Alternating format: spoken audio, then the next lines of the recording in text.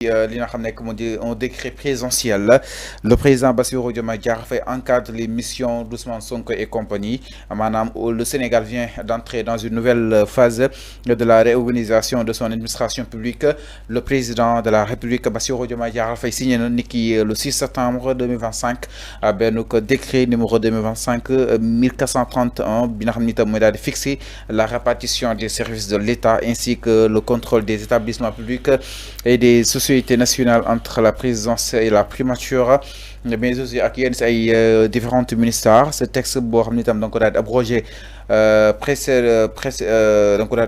précédent décret d'avril 2024 traduit une volonté affirmée de redéfinir les équilibres au sein de l'appareil d'État quelques mois après la formation du gouvernement. Alors Alphonse, entre la présidence conserve les leviers stratégiques mais aussi la primature un pôle de coordination renforcé, une clarification des compétences ministérielles.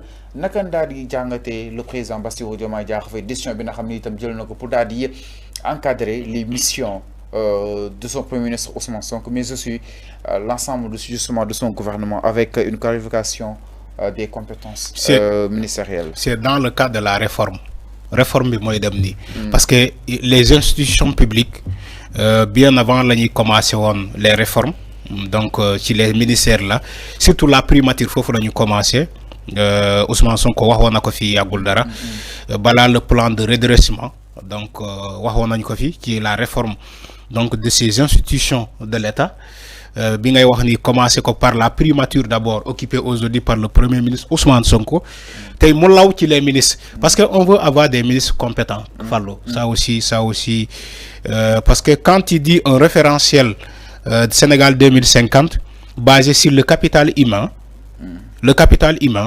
donc il va falloir ce capital humain là mu compétent qu'il soit un capital humain vraiment compétent donc à relever les défis parce que les ministres là je vais te dire une chose Fallou il s'agit pas de nommer des gens ministres pour qu'ils soient ministres tout court, nommer des gens ministres pour qu'ils soient ministres tout court, non, il faut nommer des gens pour qu'ils soient ministres mais des ministres compétents, des ministres qui travaillent dans la transparence et sous la pression. Mais il n'y a pas de ministre qui dit que je ne veux pas être sous pression. Voilà. Donc, non, non, si, beaucoup entendent nga dem. Mais on veut bâtir un Sénégal basé sur des institutions fortes et des personnes fortes. Donc, si tu veux avoir des institutions fortes, il faut d'abord le capital humain, nous préparer quoi. Il soit compétent, nous préparer quoi pour nous mener relever les défis. Je vois un ministre qu'on a nommé tout récemment. Hama ban heure lay demee liggéey 6h du matin. Un ministre qui part au travail à 6h du matin. Il réunit le conseil d'administration à 6h du matin. Non, j'ai dit non mais attends. J'ai dit non mais attends. Non mais sérieusement, non, il faut le dire sérieusement. Un ministre qui part au travail à 6h du matin, ce ministre-là, il a l'envie. Mais Déthié Fall, il est expérimenté quand même, Fallou. Il a occupé beaucoup de fonctions. C'est pas un novice. C'est quelqu'un qui connaît la maison. Déthié Fall, c'est un homme d'État. Depuis Idrissa Seck, il a occupé des fonctions. Donc, c'est pas aujourd'hui qu'on va dire que Déthié Fall, c'est le commencement à 6h du matin. Il connaît l'État. Il a exercé l'État. Quand je vois un ministre pareil comme Déthié Fall, je l'encourage quand même. Je dis, mais attends, si les autres ministres pouvaient faire comme lui, si les autres ministres pouvaient faire comme Déthié Fall, di xëy à 6h du matin, di xëy heure, di wàcc heure. C'est ça le capital humain compétent.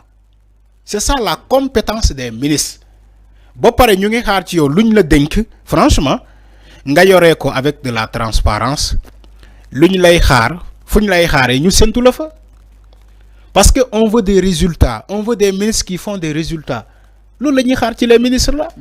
Donc réew da nga ko war a contrôler yor appareil. Merci, réew da nga koy contrôler yor appareil bi. tu identifies tous les blocages. Comme Ousmane Sonko l'a dit, il faut identifier les blocages.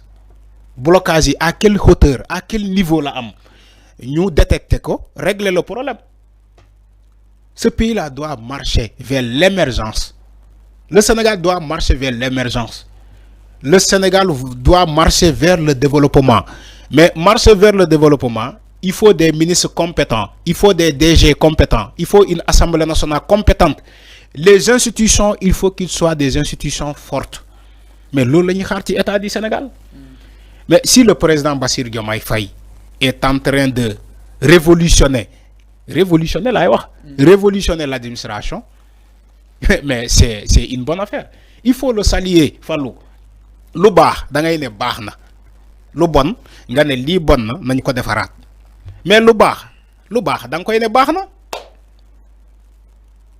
Si on amène des réformes pareilles, il faut avoir l'amabilité de dire que baax na. Donc Diomaye li mu def ni mi ngi si yoon bi. Mais mu ngi si yoon bi. Mu ngi si yoon bi. Dañoo war a defaraat suñu toogaay ministres yi dañoo war a defaraat seen toogaay. ñu am ay ministres yu baax yu compétent do ay ministres yoo xamante buñ la nommé rek nga andi bongomaan yi waa famille bi ñu ne waa yow tekki nga sa yaay moo ko liggéey. On ne veut pas des ministres comme ça sa ndey moo ko liggéey sa kër baay ñu andi ay bongomaan ñuy tëgg ay tabax ngeen di fecc ñu passé après bu ñu paree fecc bi ñu passé au buffet guichet bi fële. C'est pas comme ça.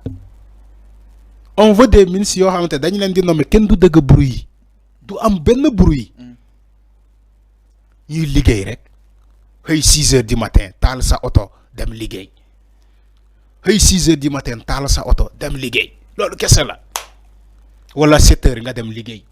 Il faut respecter l'heure du travail. Seuls les enseignants au Sénégal ñooy respecter seen heure liggéey. Mais voilà. Pourquoi l'administration sénégalaise doit se comporter comme ça? Et si on a aujourd'hui un président bâtisseur, un président de la République qui veut révolutionner les institutions, qui veut réformer les institutions, mais c'est à saluer. On n'a qu'à saluer ce président-là. Keneen tamit bu ko remplacer mu andi benen gis-gis, benen vision. C'est ça le Sénégal. Waruñu bokk ci Sénégalais yi taxaw di naan man suma jullee damay ñaan Yàlla Sénégal baña dox. Comme le dit Omar Sarr, comme Omar Sow bu APR di taxaw dina suma jullee damay ñaan Sénégal baña dox yow nga bëgg taxaw publiquement di daganal baata askan wi kan moo lay fal kenn du la fal.